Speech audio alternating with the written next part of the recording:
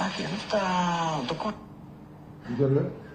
ఈ రెండు కేసులు, ఈయనెవరైనా ఈ పైన ఈయన ఎవరు తెలుసుగా టీవీ5లో ఈ పేరు ఏదో ఉందయ్యా, మూర్తి అనుకుంటా ఈ పేరు. ఈ పక్కన గణేష్, బండ్ల గణేష్. ఈయన మూర్తి, బండ్ల గణేష్. ఇది ఎప్పుడుది? 13/11/2023లో ఈ పక్కన ఆయన పేరు ఏంటి టీవీ5లో, మూర్తితో బండ్ల గణేష్ గారు చెప్పిన కథ. ఈ మూర్తి అని ఆయన మళ్ళీ కొత్తగా చెబుతాడు కథ. మొన్న ఇప్పుడు ఇది 21/25 కథ చెబుతున్నాడు ఈయన. ఆయనేమో బండ్ల గణేష్ ఏమో నాకు తెలిసి పాపం సినిమా ప్రొడ్యూసరు, అప్పుడప్పుడు ఇలాంటి కథ కూడా రాస్తాడేమో మరి తెలియదు. గ్లాసు పగిలిన కథ. అప్పుడు చెప్పిన గ్లాసు పగిలిన కథ మొన్న ఈ టీవీ5లో, టీవీ5 అంటే తెలుసుగా మన బిఆర్ నాయుడు గారు, టీడీడీ బోర్డు మెంబరు, చైర్మన్, ఇట్లాంటి కట్టుకథలు అల్లి చెప్పినందుకే ఆయనకి తిరుమల తిరుపతి దేవస్థానం బోర్డు చైర్మన్ ఇచ్చారు. ఆయన కాలు పెట్టగానే 6 చచ్చిపోయారు. మహాపాపం చేశాడనమాట. అది ఇలాంటివన్నీ చేసి ఈ మూర్తి గారు అనే ఆయన 2023లో చెప్పిన గాజు పగిలిన ఇది గ్లాసు కథ, పగిలిన గ్లాసు కథ మళ్ళా మొన్న చెబుతున్నాడు. ఏంది స్వామి నాకు అర్థం కాల మీకు? ఇన్ని కట్టుకథలు చెప్పి ఇంత ప్రచారం చేసి సూర్యుడు వీరుడు, చలిని కూడా లెక్క చేయని వాడు, మంచులో కూడా పడుకోగలిగిన వాడు అని ఇట్లాంటి కోతలు కోసేటటువంటి కార్యక్రమం మీరు చేసి చివరికి ఏంటి అంటే కోట్లు ఖర్చు పెట్టారంటే ఎన్ని కోట్లు చెప్పటల్లా, పెట్టుబడులు మాత్రం రాలేదు, పెట్టుబడులు రావు, దావసెళ్తే పెట్టుబడులు వస్తాయని డబాయింపు సెక్షను. ఇట్లాంటి పగిలిన గ్లాసు కథలు ఎన్నో చెప్పి చంద్రబాబు నాయుడు గారి దగ్గర ఏమీ లేకపోయినా ఒక అద్భుతాలు జరిగిపోతున్నాయి అనేటువంటి భ్రమను కల్పించేటటువంటి కార్యక్రమం ఇవాళ చంద్రబాబు నాయుడు గారు చేస్తున్నారు. ఇందాక ఉపన్యాసం కూడా అదే అద్భుతమైన ఉపన్యాసం చెబుతున్నాడు. అంత మొత్తం సారాంశం ఏమిటంటే, ఉపన్యాస సారాంశం, మీరు తొందరపడమాకండి, నేను ఇచ్చిన హామీలు చేయలేకపోతున్నాను, నిదానంగా చేస్తాను, సంపద సృష్టించే కార్యక్రమం చేస్తున్నాను, వండే కార్యక్రమం చేస్తున్నాను, వండి మీకు వారుస్తాను అని. వండేది లేదు, వార్చేది లేదు. జగన్మోహన్ రెడ్డి గారు అప్పులు చేశాడు, నువ్వు అప్పులు చేయకుండా పరిపాలన చేస్తున్నావా? నువ్వు అప్పులు చేసే పరిపాలన చేస్తున్నావు కదా. జగన్మోహన్ రెడ్డి గారు ఏ బాటలో వెళ్తున్నావు, నువ్వు ఆ బాటలోనే వెళ్తున్నావు కదా. ఇవాళ కోతలు కోసేటటువంటి కార్యక్రమం ఇవాళ చంద్రబాబు నాయుడు గారు చేసేటటువంటి పని చేస్తూ ఉన్నాడు. వాళ్ళ అబ్బాయిని చూసే ఇందాక ఏదో పెట్టుబడుల గురించి అడిగారు ఎవరో విలేకరులు, నీ బోటి విలేకరులు అడిగితే, ఏమండి అప్పుడు అమర్నాథ్ గారు మేము చేసినటువంటి ఎంఓయూలే కదా మీరు ఇప్పుడు ఇంప్లిమెంట్ చేస్తుంది అని అడిగితే, ఆ కోడిగుడ్డ అయినా అంటున్నాడు. మరి ఈయనేంటి పెద్ద పప్పు సోదు కదా, అప్పుడు దాకా పప్పు అనలేదా? ఏమండి నారా లోకేష్ గారు, మీరు గుర్తుపెట్టుకోండి, మీ నాన్నగారిని చూసి మిమ్మల్ని గౌరవిస్తున్నారు తప్ప, లేకపోతే నువ్వు పెద్ద పప్పు శుద్ధవి అని తెలుసు. మా అమర్నాథ్ ఉన్నాడే, కోడిగుడ్డుగా అంటున్నావే నువ్వు, ఆ కోడిగుడ్డు చెప్పిన ఆయన ఒక మంత్రి గారి కుమారుడు. ఆ నాన్నగారు చనిపోయిన తర్వాత కూడా ఈ రాష్ట్రంలో గౌరవం పొందుతున్నాడు. వాళ్ళు నాన్నగారు లేకపోయినా గౌరవం పొందుతున్నటువంటి వ్యక్తి మా అమర్నాథ్ని పట్టుకుని కోడిగుడ్డు అంటావు. నిన్ను పప్పు అంటే మాత్రం నువ్వు ఒప్పుకోవు. నువ్వు శుద్ధ పప్పువి. ఇవాళ కొద్దిగా నిన్ను గౌరవిస్తున్నారు. ఎందుకంటే మీ నాన్నగారు నువ్వు చెప్పినట్టే చేస్తున్నారు కాబట్టి, నాకు పదవి కావాలంటే నీకు దండం పెట్టాలి కాబట్టి, నిన్ను గౌరవించాలి కాబట్టి అందరూ నిన్ను గౌరవిస్తున్నారు. ఆ గౌరవం చూసి నిజమని రెచ్చిపోవద్దని కూడా మనవి చేస్తున్నా. ఇందా ఇక్కడ చదివా నేను, ఎర్ర బుక్కు చూస్తే తెలుగుదేశం వైసీపీకి భయమా? ఎందుకు భయం అన్నాడు. నాకేం భయం? నేను ఇప్పుడో చెప్పా, తిరుపతి మొన్న మీటింగ్ వెళ్ళినప్పుడు, నీ ఎర్ర బుక్కు నా కుక్క కూడా భయపడదని చెప్పా. Don't care. నీ ఎర్ర బుక్కు భయపడితే అసలు రాజకీయాలు ఎట్లా చేస్తావయ్యా? నీ ఎర్ర బుక్కు కోసం భయపడేటువంటి పరిస్థితిలో ఏ ఒక్క కార్యకర్త లేదు. ఎంతమంది జైల్లో వేసినా మేము ముక్కవోని ధైర్యంతో పోరాడుతున్నటువంటి సందర్భాలు ఉన్నాయని కూడా మనవి చేస్తున్నాం. ఇవాళ నేను రిపబ్లిక్ డే తరఫున మరి రాష్ట్ర మన గవర్నర్ గారి చేత చెప్పించారు. ఏం చెప్పించారు? ఏమీ లేవు. ఈ పని చేస్తాం అని చెప్పలా. మేము అధికారంలోకి వచ్చినటువంటి కొత్తలో రాష్ట్రపతి మన గవర్నర్ గారు రిపబ్లిక్ డే సందర్భంగా ఎన్ని విషయాలు మాట్లాడారో ఇక్కడ నేను మీకు గుర్తు చేస్తాను. ఆ రోజు గ్రామ సచివాలయాలు ఏర్పాటు చేసే దాని గురించి మాట్లాడాం. 1,03,000 మందికి మేము శాశ్వతమైన ఉద్యోగాలు ఇస్తామని కూడా మేము ఆ రోజున చెప్పడం జరిగింది. 2,07,000 మందికి 2.7 లక్షల మందికి ఉపాధి కల్పిస్తామని చెప్పాం. మొత్తంగా 4 లక్షల మందికి ఏకంగా ఉద్యోగ అవకాశాలు, ఉపాధి అవకాశాలు కల్పిస్తామని ఆ రోజున చెప్పడం జరిగింది. అదేవిధంగా జగనన్న అమ్మఒడి గురించి చెప్పాం. అదేవిధంగా 3,000 కోట్ల ధరల స్థిరీకరణ నిధి గురించి చెప్పాం. ఈ విధంగా అనేకమైన విషయాలు, ఆరోగ్యశ్రీని పెంపొందించే కార్యక్రమాల గురించి చెప్పాం.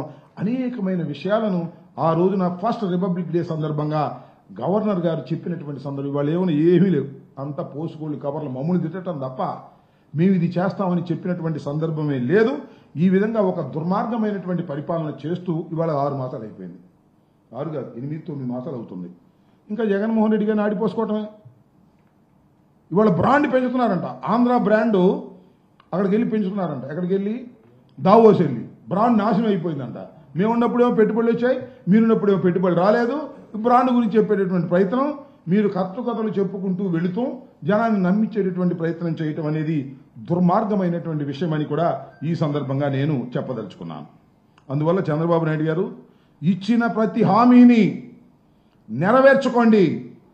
మీరు హామీని నెరవేర్చకపోతే వైఎస్ఆర్ కాంగ్రెస్ పార్టీ ప్రధాన ప్రతిపక్షంగా ఉన్నటువంటి రాజకీయ పార్టీ మీ వెంట పడుతుంది, ప్రజా ఉద్యమాలను నిర్మిస్తుందని కూడా ఈ సందర్భంగా నేను చెప్పదలుచుకున్నాను. అదేవిధంగా మీరు అమ్మఒడి కార్యక్రమం తీసేసి తల్లికి వందనం అన్నారు. ఎప్పుడంటే జీవో ఇష్యూ చేసింది? 9/7/2024 జీవో ఇష్యూ చేశారు. ఏమని? తల్లికి వందనం ఇస్తామని. ఒక తల్లికే ఇస్తామన్నారు. దాని మీద మేమందరం కూడా గట్టిగా మాట్లాడాం. అసలు మొత్తం ఎగ్గొట్టేశారండి. ఇంతవరకు లేదు. నెక్స్ట్ ఇయర్ నుంచి ఇస్తామంటున్నారంట. ఇస్తారో పెడతారో మనకు తెలియదు. ఈ విధంగా ఇచ్చిన ప్రతి వాగ్దానం, ఇందాక చెప్తాను సూపర్ 6 అమలు చేస్తున్నామని. ఏం అమలు చేస్తున్నాం నాకు అర్థం కాదు. సూపర్ 6లో ప్రధానమైంది తల్లికి వందనం కదా, అదేవిధంగా ఆడవారికి బస్సు కదా. ఒక్కటి కూడా అమలు చేయాలి. సిలిండర్ల విషయం మాత్రం కొద్దిగా 3 సిలిండర్లు ఇచ్చి కార్యక్రమం చేస్తున్నారు. అది కూడా చాలా తక్కువ మందికి ఇచ్చి కార్యక్రమం చేస్తూ ఇచ్చిన ప్రతి వాగ్దానాన్ని అమలు చేయకోకుండా ముందుకు వెళుతున్నటువంటి ఈ ప్రభుత్వం ఎందుకు అమలు చేయట్లేదంటే జగన్మోహన్ రెడ్డి గారు సర్వనాశనం చేశాడనేటువంటి ఒక బ్రాండ్ వేయడానికి ప్రయత్నం చేస్తున్నావు తప్ప ఆదాయాన్ని సృష్టించాలి, ఆదాయాన్ని పెంపొందింపజేయాలి, ఇచ్చిన ప్రతి హామీని కూడా నిలబెట్టుకోవాలి, చక్కని పరిపాలన చేయాలనేటువంటి దృక్పథమే లేకోకుండా చంద్రబాబు నాయుడు గారు పరిపాలన చేస్తున్నారు. జగన్మోహన్ రెడ్డి గారి మీద బురదల్లే కార్యక్రమం, గత ప్రభుత్వం మీద సాకులు చెప్పే కార్యక్రమం చేయటం చాలా దురదృష్టకరమని, ఇప్పటికైనా చక్కని పరిపాలన అందించేటటువంటి కార్యక్రమం చేయవలసిందిగా నారా చంద్రబాబు నాయుడు గారి కూటమి ప్రభుత్వాన్ని ఈ సందర్భంగా మేము కోరుతూ ఉన్నాం.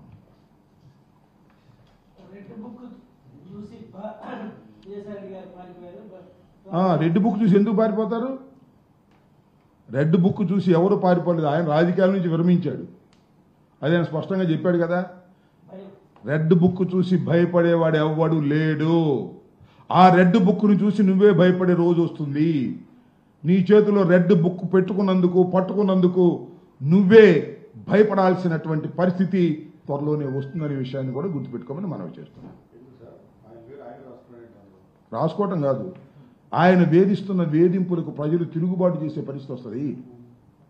ఆయన వాళ్ళ ఎర్ర బుక్ అని చెప్పి దానిలో ఏ పిచ్చి మాటలు రాసుకుని అందరి మీద కేసులు పెట్టి గందరగోళం చేస్తున్నారు కదా.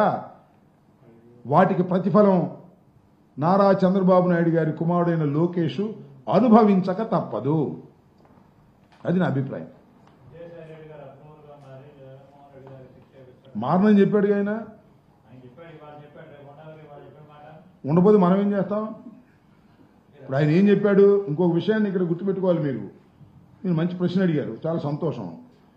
విజయసాయి రెడ్డి గారిని అప్రూవర్గా మారమని ఆయన మీద చాలా ఒత్తిడి వచ్చిందని ఆయన చెప్పాడు. అన్న నాకు తెలియదు, ఇంతవరకు తెలియదు. మాకు బాగా సన్నిహితమే కదా, మాతో ఎప్పుడు చెప్పడా.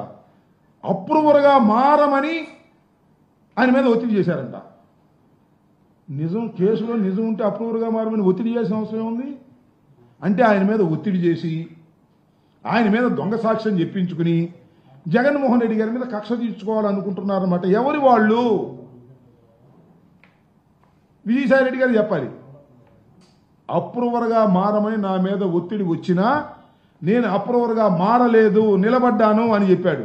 ఆ ఒత్తిడి చేసిన వారు ఎవరో విజయసాయి రెడ్డి గారు చెబితే తప్ప తెలియదు. కాబట్టి మరి అదే ఆయనే నేను చెప్పాల్సిన అవసరం ఉంటుంది. చెబితే, లేకపోతే మానుకోవాల్సిన అవసరం ఉంటుంది.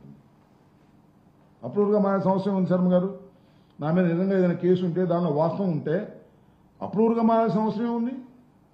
ఒత్తిడి చేయాల్సిన అవసరం ఏముంది? అంటే there is no evidence against Jaganmohan Reddy garu అనేది చాలా క్లియర్గా అర్థమవుతుంది అనమాట. ఎవిడెన్స్ లేకోకుండానే జగన్మోహన్ రెడ్డి గారిని 16 మాసాలు జైల్లో పెట్టారని అర్థమవుతుంది. ఎవిడెన్స్ లేకోకుండానే జగన్మోహన్ రెడ్డి గారి మీద సాధించాలని రాజకీయ కక్షతో చేస్తున్నారని అర్థమవుతుంది దీన్ని బట్టి. ఓకే, ఏంటి మళ్ళీ జైలుకి పంపించే ప్రయత్నం ఎవరు చేస్తున్నారంటావు? నువ్వా? ఎవరు చేస్తున్నారని? అప్రూవ్గా మారితేనా? ఎవరు? ఆయన మారనని చెప్పాడుగా. అప్రూవ్గా మారుతామా లేకపోతే ఇంకోటి ఏది? ఇప్పుడు చంద్రబాబు నాయుడు గారికి ఈ రాష్ట్రం బాగుపడాలని, ఈ రాష్ట్రంలో అభివృద్ధి కార్యక్రమాలు జరగాలని, ఈ రాష్ట్రంలో ఇచ్చిన ప్రతి వాగ్దానాన్ని సంక్షేమ కార్యక్రమాలని నిలబెట్టుకోవాలనేటువంటి కోరిక కన్నా ఏదో ఒక విధంగా జగన్మోహన్ రెడ్డి గారిని ఇబ్బంది పెట్టాలి, ఏదో ఒక విధంగా జగన్మోహన్ రెడ్డి గారిని లోపల పెట్టాలి.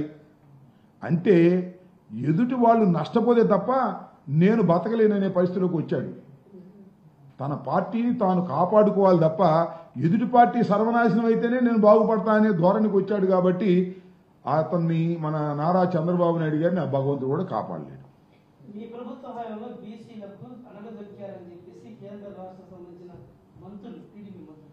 టీడీపీ మందులు తిడతానే ఉంటారు. టీడీపీ మందులు తిట్టేదానికి మనమే సమాధానం చెబుతాం?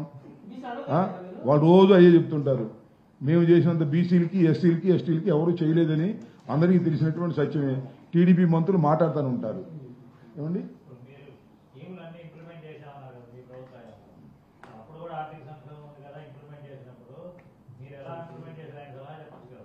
అడగాలి అయినా అసలు మేము దుర్మార్గులం, దుష్టులం, పాపాత్ములం, అసలు సర్వనాశనం చేసిన వాళ్ళని వీళ్ళంటే మేము సలహాలు ఏం చెప్పాలండి?